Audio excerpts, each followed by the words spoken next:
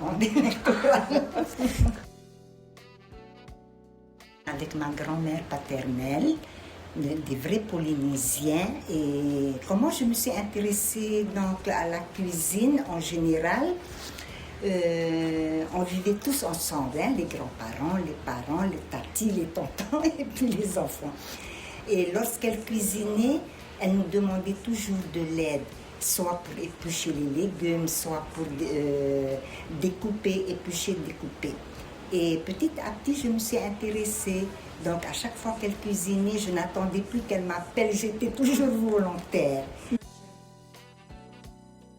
La base de la cuisine polynésienne, c'est le poisson, les fruits de l'arbre à pain, les ignames comme le manioc, le taro, les bananes. Voilà la base de la cuisine polynésienne. Aussi la viande de porc. Le poé, c'est un dessert à partir de fruits locaux. Donc, il y a poé banane, poé taro. En fait, le poé à base de fruits, de lait de coco et d'amidon.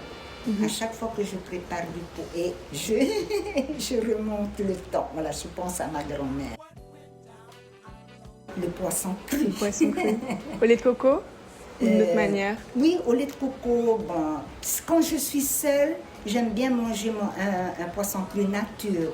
Poisson avec citron, jus de citron et puis oignon ail.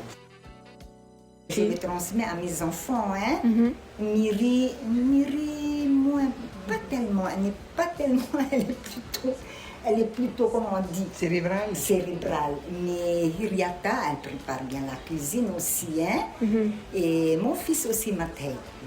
Ça? Oui, il le faut. Je pense que c'est important quand même. Hein. Ouais.